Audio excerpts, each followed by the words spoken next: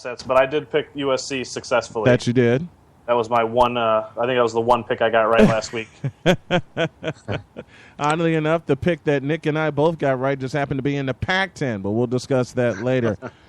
Take a peek at that game, Nick. What did you see, and what happened, and why was USC successful? Well, I have to say the biggest thing I saw was that it wasn't what we expected it to be. I mean, USC in week one ran 105 plays. Mm-hmm. And I really thought it was going to be a little bit – I thought USC was going to score quickly. Stanford was going to turn around, get the ball, methodically drive the ball down the field, score. I thought it was going to be a high-scoring game. Well, it turned into be the opposite. It turned into a defensive battle. Yeah, it did. Fortunately, Stanford lost. They turned the ball over twice with fumbles. That's probably what cost them the game in a 3-point game. The game that I'm going to look at is BYU and Texas. And Yes. I picked Tech. I was so surprised that Texas got skunked at home the way that they did. It's one of the few times you will see Texas outplayed the way that they were outplayed. You can look at the turnovers, you can look at the numbers, but the reason why I want to look at this game is the attitude.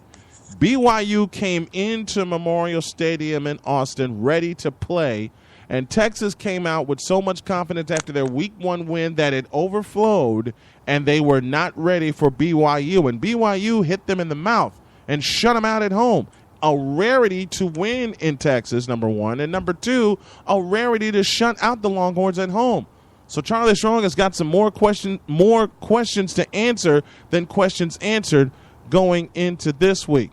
Mr. Hill, what do you have for us? I'm kind of stretching for one, but I'm gonna deep dive into the Big Ten. Unfortunately, I'm gonna go NIU and Northwestern. Okay. NIU pulling off another win against Northwestern, 23-15. Everyone thought the game would be a high scoring shootout. You know, both offenses scored a bunch of points last year. Right. And I was thinking Northwestern at some point they have got to right the ship. I mean, Pat Fitzgerald is a guy that's been like a hot commodity for a while now. Ever since that Ohio State game, they haven't won since. And I was thinking it would be a good bounce back game for him, considering Jordan Lynch is no longer a Husky, and I was kind of wrong. You know, both games being both in the first half, both teams shut each other out, nothing at the half, and then Northern Illinois finally, pulling it off in the second half, winning 23-15. And it's, with Northwestern having Trevor Siemian back at least, you would think they'd have a decent chance, but I mean they got outrushed 221-72, and just NIU won the turnover battle. It's just Northwestern just cannot right that ship. Ever since the Ohio State game, they haven't won since. And Pat Fitzgerald that seat's got to be getting hot for him. It is getting hot for him. And you mentioned since the Ohio State game they haven't won. Two things that happened in that Ohio State game last year. Number one, they got hit with a bunch of injuries. And secondly, they lost two very key people. They lost Kendrick Mark, who transferred after a disagreement with the coach and the staff and his suspension, and their leading wide receiver also transferred. So they lost two big components of their offense, and that played into what happened Saturday at Ryan Field. But I also want to bring this up as well. Over the course of the past year, there has been so much talk surrounding Northwestern, and the term union has come to mind. And Brett, since you picked this game, let me come to you with this question. Is it playing a role in what is now becoming the demise of Pat Fitzgerald in Northwestern? If you're a fan of Northwestern, it's a case of I wouldn't want to pay these players right now since they can't even win games on the field. Right. It's interesting. I mean, you haven't heard too much talk about it lately, so maybe it's not as big of a distraction, but it's definitely a thought. I mean, it's something. But I mean, just before then, I mean, the team couldn't really get it together ever since that Ohio State game. So I mean, something's going on with that school, and it's not working out for them. So let's go back to the Pac-12, USC and Stanford. This is Sir Dowd's game that he reviewed. Is it okay, and I want to get your opinion, Nick, is it okay to schedule such a big conference game early in the season, or do you like them scheduled, to fall in line with the rest of the schools? Oh, I think it's a great idea to schedule these games early in the season. You think about it; these games can be tone setters for the rest of your season. Right. USC, the knock on them basically was, they got a high octane offense. what really can they do with defense? Can they stop teams? Well, guess what? They just stopped what should have been one of the best teams in the Pac-10 or Right. Pac-12, excuse me. So you really got to look at that and say, hey, USC might be a favorite now. Same with BYU going into Texas and making a statement there, even though it's a non-conference game for both teams. It could be a season setter for Texas, especially playing in the Big 12 when they were, with Mac Brown resigning, Charlie Strong being hired, so many questions around the hire of Charlie Strong, and then they have a strong performance in their first game, but then they lay an egg against BYU. And something you just said, Nick, and I know, Brett, you'll agree with this, it could be a tone setter for both of those teams, and it could launch them in opposite directions. Take a peek at NIU and Northwestern, Brett, and go off this question. Is this a tone setter for both teams? Well, for NIU, I think it's a great trendsetter for them. I mean, it's definitely you can't say expectations were at what they were last year, but I mean now they could sneak away with the MAC. I mean the MAC's kind of been a definite upper tier mid-major, and NIU could possibly maybe not get a BCS bowl bid or whatever it is they call it now, a major bowl bid.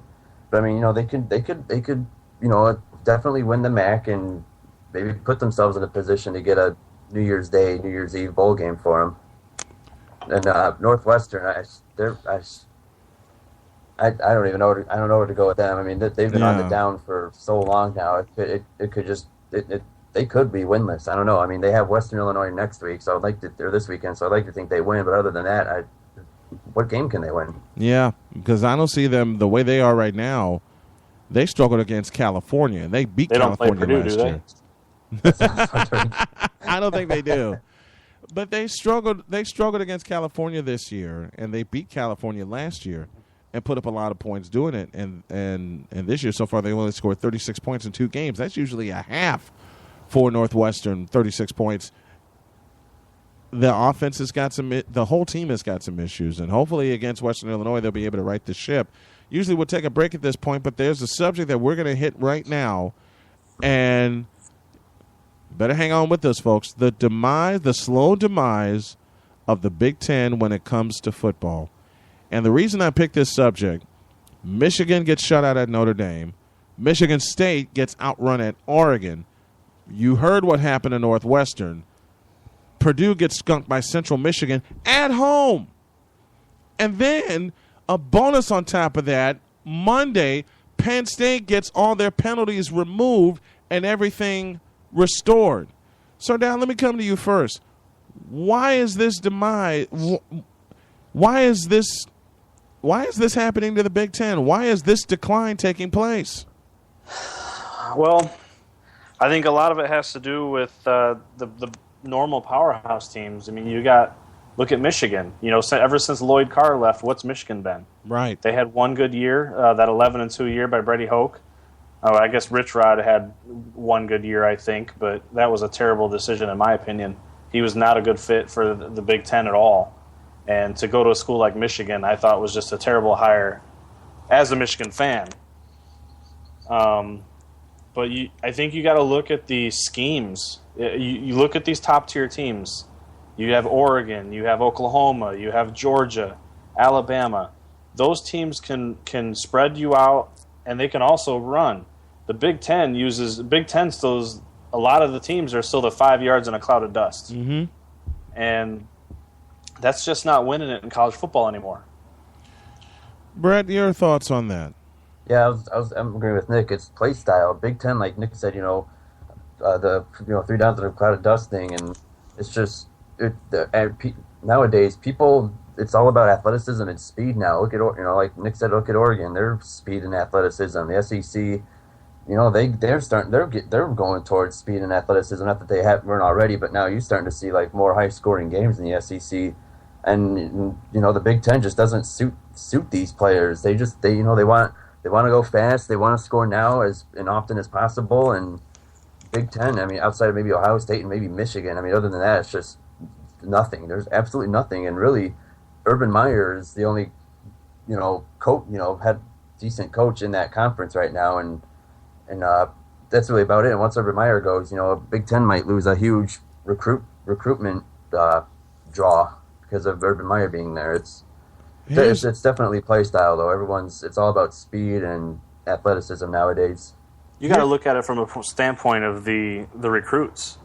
If you're being recruited by these schools, and Michigan calls me great. They got great tradition. They used to win a lot of games all the time. They were counted to be in a BCS bowl every year 5 years ago. But now you got these teams like Oregon, Alabama, Florida, Florida State, Oklahoma, all these high-scoring offenses. If I'm a running back, if I'm a receiver, if I'm a quarterback, I want to showcase myself in that offense that's going to score some points. And the reason and the reason the style has changed, you both mentioned coaches want athletes now to put in a spread kind of offense. And the Big Ten just doesn't see the change that needs to happen, need to get more skilled. The only team I can see right now that comes close to being able to adapt quickly, oddly enough, is Nebraska, a transplant from the Big 12. And they too use a running game to get themselves started. But also, if you think about it, they are attracting more athletes. They are attracting the players that they could shift from a running game to a pass-happy style offense. And the rest of the Big Ten, and I even have to throw Northwestern in this equation, they have not figured it out yet. Brett, you had a point for us. And nowadays, you want to play for a playoff team. Right. And especially with the playoff being in place that it is right now. Here's another thing that I think is leading to the demise of the Big Ten. And a lot of people won't say it, but I will. The Big Ten now has 14 teams. Recruits can spread out all over the place now. Who's going to be the one team that is going to be innovative enough to scrap the 3 yards in a cloud of dust and go with a more athletic offense like you see with Oregon, with Alabama, and other teams? The addition of 2 more teams, which of course are Maryland and Rutgers, and Maryland and Rutgers are putting up the most points in the Big Ten right now. That should frighten everybody, including all of the mainstays. And let me come to you first, Sir Dowd. That should frighten every other mainstay in the Big Ten that Maryland and Rutgers are putting up the most points right now, and they just got in the conference. Yeah, I agree. I think right now the top tier team in the Big Ten, and as much as I hate to say this, is Ohio State. Urban Meyer's getting the recruits that he needs. He's getting the playmakers to make the plays. He's running that offense similar to an Oregon, similar to a Oklahoma or a Florida. He's running those kind of offenses. He's adapting. Now, we have to put in realism here. Yes, they lost last week against Virginia Tech, but they're also playing a redshirt freshman quarterback. Right. Who went through summer, spring, fall, not expecting to start, and then a week before the first game, he's the starter. Yeah. And that's a big, big difference than with having him and having Braxton Miller, who was expected to be the starter and run that offense and run the rest of the Big Ten into oblivion. So, Nick, you bring up a valid point that Ohio State may be the only other team, and I mentioned Nebraska, that is willing to adapt to that kind of offense. Brett, do you agree with that? Oh yeah, totally. It's like you said, Ohio State's it's Ohio State and everyone else. Michigan State's there, but question is, can they stay there consistently? And I don't know if they can. I don't know if they can either. That's the demise of the Big Ten, and that's what we're talking about right now here on the ASN College Football Red Zone. We snuck in an extra segment for this week, and we didn't get a chance to do it. We didn't get a chance to do it last week, but we're going to do it in a couple of minutes. We want to know from you guys who's going to make that 4-team playoff, which is what we discussed last week. Brett, Nick, and I will give you our picks and a deuce. Have you heard the good news about a company that started 4 years ago and worked at a relentless pace based entirely upon one simple premise? Have you heard the good news about a place you can go to enjoy positive, community-oriented information about the town, city, or region that you live in and the people involved? Have you heard the good news that you yourself can share stories about this same theme to others in your community? That place is LaPorteCountyLife.com. At LaPorteCountyLife.com, you can celebrate a company that had a crazy dream based on a belief that positive breeds positive, and that people want to read, hear, and watch stuff about good people. At LaPorteCountyLife.com, you can go to a place to enjoy positive, community-oriented information about the town, city, or region that you live in and the people involved. Want to see more? Want to read more? Want to hear more? Then go to LaPorteCountyLife.com. Have you heard the good news?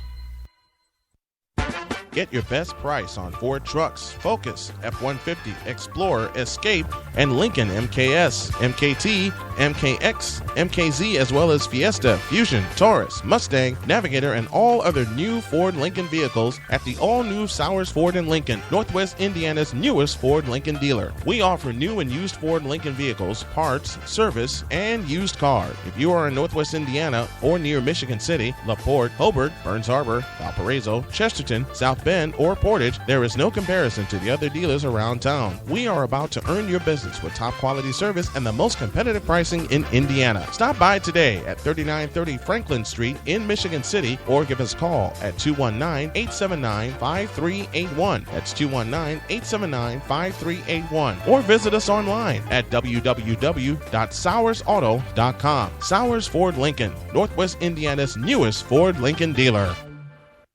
Welcome back to the College Football Red Zone.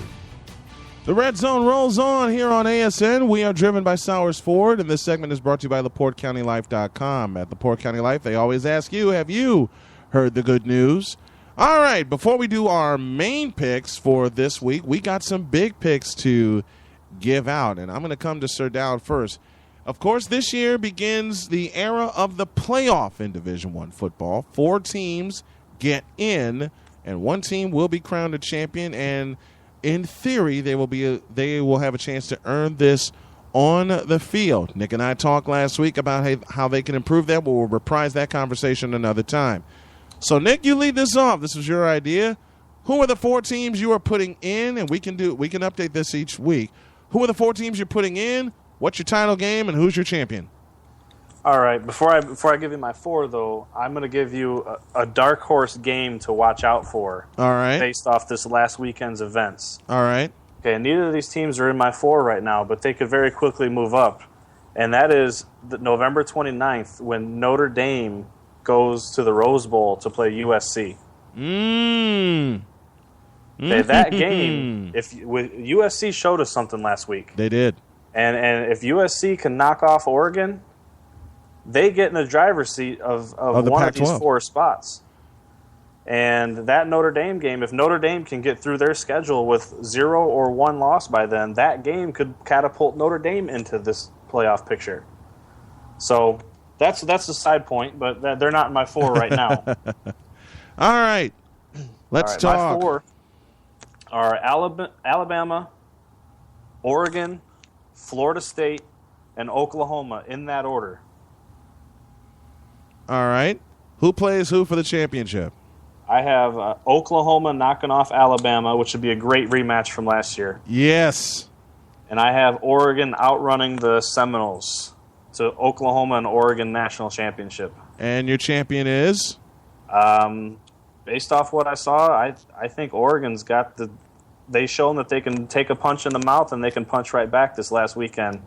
I think Oregon has what it takes to, if they can get through that Pac-12, that USC game, I think they have a chance to take the national title.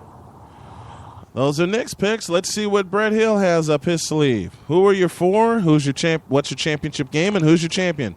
Alrighty, I'm basing mine off of what I've seen so far, definitely not by the rankings. Florida State and Oregon at 1-2. I mean, that's probably a given right now. For number 3, I will say probably Georgia right now, because they've beaten Clemson, and now they have another chance this weekend. Mm-hmm. And 4, probably Alabama. I mean, I can only imagine. I'm sure they'll get a bunch of benefit of the doubts. So I've got Florida State and Alabama. That'd be something. I'll give Florida State in the national championship, and I'll put them against Oregon, and I got Oregon winning it all just on sheer talent and speed that they got right now. But long way to go. Long way to go indeed. These are the four that I picked to get into the football Final Four. Got to put Florida State in there. They're the defending national champs, even though they struggled. They are the champs until someone knocks them off. One of my dark horses is Georgia. The other dark horse is LSU. LSU has a lot to prove, and I believe they're going to prove it going through the SEC. And my fourth team, I'm going to agree with Nick, is Oregon. Especially, and Nick, you said the perfect reason. They took a shot in the mouth and they delivered a shot of their own. My national championship game, and a lot of people are not gonna like this. This is a long way to go. This is the first of our many picks, and they could change at any time. So we're gonna keep updating this. So far, my national championship game has Ducks and Tigers, LSU and Oregon, and I'll agree with both of you. My national champion is Oregon. Those are our fast. I like that. I like that Georgia pick. They got the running backs. I mean, they got 3 running backs that could be a starter on any other team in the country. And all 3 can put up 100 yards a game. Yes, all 3 can put up 100 yards a game. That is a running game. If I were playing Georgia in the SEC, and I include Alabama and LSU in this statement, if I were playing Georgia, I would fear that game because they could easily rip off 300 yards rushing. That offensive line has gotten stronger. Their passing game has become better, but the running game is the staple of Georgia, and they can use it to pile up the yards and pile up the points. And the defense has gotten stronger for Georgia. The defense is about close to a level of, say, maybe in Auburn or in Alabama. They're not there yet. It's a long way to go in the season, but Georgia is my dark horse to make that Final Four. Those are our Final Four picks. What are your Final Four picks? Why don't you give us a tweet also at ASN RedZone, at ASN RedZone, or you can email us your picks. ASNRedZone@gmail.com is where you can find us. Now that we got those picks out of the way, we're going to do some more picks as we take a look at Sir Dowd's Upset Alert. All right, Sir Dowd, you're first. What's your upset alert? I lost my notes here.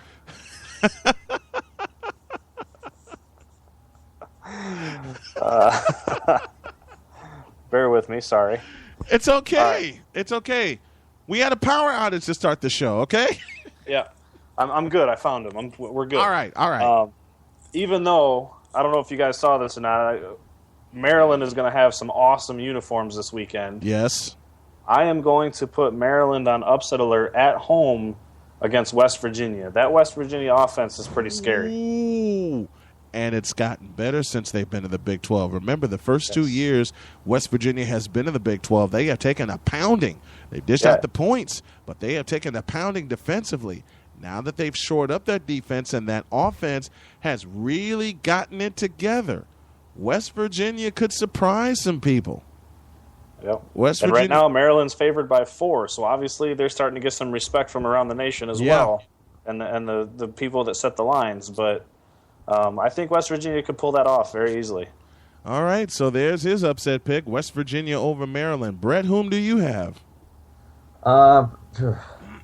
Normally I like to pick a ranked team to lose, but I just don't see an unranked team beating a ranked team, so I'm going to jab at some more MAC versus Big Ten. I'm going to say Bowling Green will knock off IU. Wow.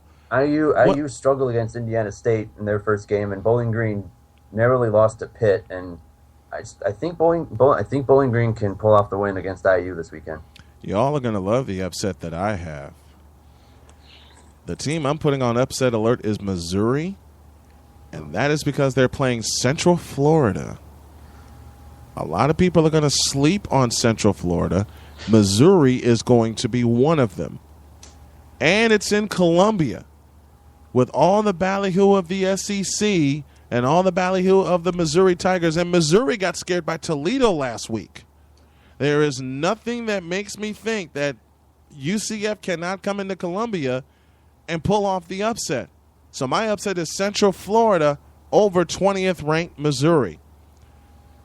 And that's our upset alert. What are yours? Remember, you can follow along with us at facebook.com/ASN College Football RedZone.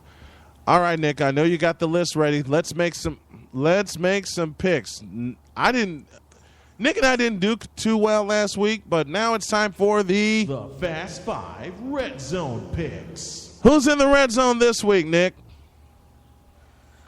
Oh, man. First game is Georgia at South Carolina. Brett, you go first. I'll tell you what, throughout almost most of this afternoon, I was convincing myself I think South Carolina could win. but they haven't been that good. Obviously, the Texas A&M debacle in week 1, and then ECU gave them a little bit of a scare. I'm sticking with Georgia. I think Todd Gurley is just too good, and he's going to carry Georgia to a win again in the SEC to start their season. Todd Gurley is the man. Okay, yes. Todd Gurley will lead the SEC in rushing. Save the injury, he kind of reminds me so much of Marcus Lattimore out of South Carolina. Yes. And I'm talking in terms of strength, in terms of running downhill, running north and south. When he sees the hole, he hits it, and he can deliver a blow and run you over to get some extra yards. And plus, he's one hell of a kickoff returner. He took a 100-yard kickoff return back in the first week of the season. South Carolina has got nothing coming. Texas A&M took all the wind out of their sails in week 1. ECU laid a bigger spook on them in the second game. So I'm agreeing with Brett, and I am picking Georgia. All right. Well, I'm going to take Georgia as well for the reasons we mentioned when we were talking about your Final Four picks. I think that running game controls the ball, controls the clock. I think Georgia controls the game, and I think they win. Not only do they win, I think they win easily. They get revenge for the past 2 years. Because the past 2 years, 2 years ago, South Carolina won in Athens, which is rare to do, and then South Carolina skunked Georgia at home last year. I don't think it happens this time between the hedges. So we are all in agreement. Georgia gets the win, and I agree with Nick. It's going to be an easy one. What's the second pick? All right, second pick. We're staying on the East Coast over there. We're going to take ECU versus Virginia Tech. Oh, this is a fun one. East Carolina spooked South Carolina. I mean, spooked them good. Yes. They have an offense that's scary. They do. It's gonna get scarier, especially when conference season rolls around. The question is can their defense make some stops? They're going to make 2 stops in this game. I'll lead off the picks on this one. They're going to make 2 stops in this game, and I believe those 2 stops are going to win them the game. I'm going to take the visitor, and I'm going to take the Pirates. Oh, okay. I'm taking Virginia Tech. They seem to have some sort of offense all of a sudden. They've scored at least 34 points in the last 2 games. You never think of Virginia Tech having a decent offense. I think they ride that momentum that they got in the horseshoe and keep rolling and win at home. And that momentum is the reason why I'm picking against Virginia Tech, because that momentum can also burn them for coming off such a big win on the road in the horseshoe. Because the fact that I'm really seeing Virginia Tech, and I'm feeling Virginia Tech's going to be a little too high off of that win in Columbus. That's why I'm taking the Pirates. Nick, you next. All right, I think ECU comes into the game. I think they take control right from the get-go. But I think that Virginia Tech shores it up at halftime, comes back in the second half with a comeback win over ECU. Oh, so 2 for Virginia Tech and 1 for East Carolina. We'll see how that measures up. Next one, Nick. All right, this one, and I'll pick first on this one. I got Syracuse at Central Michigan. Fun one. This one I think could get interesting. I think Central Michigan has very good balance on offense. They can score points in different ways. They got a good running back, the graduate transfer from Michigan and Rawlings. Mm-hmm. He can run, and that man runs angry. He runs the ball hard. I think he's the difference, and I think Central Michigan beats Syracuse at home. I'm gonna say the same thing. Central Michigan's offense is balanced, and Syracuse is going to make the mistake on a couple drives of taking Central Michigan lightly. I am also picking Central Michigan. Yeah, clean sweep. I think Central Michigan can win. Coming back, I don't know if you want to call it a big win against Purdue. I mean, they, the thing I didn't understand was how the broadcasters were saying how daunting of a task it was to go into Ross-Ade and whatnot. But anyway, I think Central Michigan wins. Syracuse struggled against Villanova at home a couple weeks ago. Their quarterback, I think he got ejected in that first game. I mean, I don't know if he might be suspended for the next game, but I doubt he will. But I'm going to take the Chippewas. And the next one we have, Nick, as we get ready to wrap up. This game, I think this is a game to watch this weekend. I think this is a big game for the Big Ten as well, which is the reason I picked it. Penn State at Rutgers. Can I pick first on this one? Go ahead. It's going to be the highest scoring game of the year, and I wouldn't be surprised if it goes overtime. I wouldn't be surprised if there's 1,000 yards of offense in this game. After what I saw with Rutgers, anything can happen. But I'm going to lean on the side of an upset. I will take the Golden Flashes in a very narrow margin.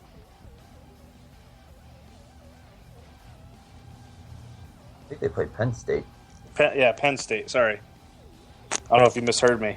I think. Did you say Penn State and Rutgers? I said Penn State, yes. Okay, then Penn State's my pick. All right. I could have sworn you said. I thought you said Kent State. My mistake. He said Penn State and Rutgers. I'm going with Penn State. All right. What do you got, Brett? Yeah, I'm going to take Penn State. Penn State. I was reading on Twitter. This is like someone changed this name to the Moral Bowl because we all know the alumni from Rutgers. Yes. And then Penn State. I think what happened yesterday? What happened yesterday was a turning point for Penn State. I think this could really shift towards them going for an undefeated season because they have a pretty manageable schedule, and this is their chance to really just fly by a down Big Ten. I'm going to take Penn State in this one.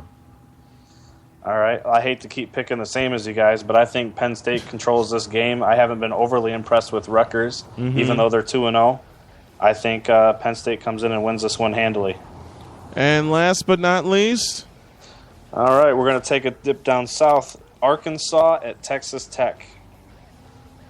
And they're going to wear the black uniforms at Texas Tech. Yeah. The problems continue for Arkansas. They haven't been able to solve anybody yet. And it's an old Southwest Conference matchup. And before the Southwest Conference, and before Arkansas left the Southwest Conference, I should say, the last two times they played, Texas Tech dominated them. They'll do it again. Staying with the Red Raiders. Yeah, I'm picking the Red Raiders too, and this game has like 100 to like an 80 final score potential. I mean, we all know Texas Tech. I mean, throws the ball 40 to 50 times, and Arkansas is a little bit of an offense, but I mean, oh my goodness, this is not. If you want to watch a game that's solely on defense, avoid this one. This is gonna be really high scoring, but I'm gonna take Texas Tech. And to wrap it up, Nick. All right, well, I'm going to change my pick on the fly here just to be different. All right? I think all that passing, I think Texas Tech makes a big mistake late in the game, throws an interception, and Arkansas wins. Oh, so 2 for Texas Tech and 1 for Arkansas. Those are our picks. They're going to be posted on the Facebook page here in a little bit. Pick along with us. See how you do. And beginning next week, I am going to highlight a bonus game for the fans that will have a prize attached to it. You'll have to pay attention next week to see what happens. For Brett Hill and Nick Dowd, thank you both gentlemen very, very much. This has been the ASN College Football Red Zone, driven by Sowers Ford. We will talk to y'all next week. Have a great night. God bless. Make your next move your best move. So long, everybody.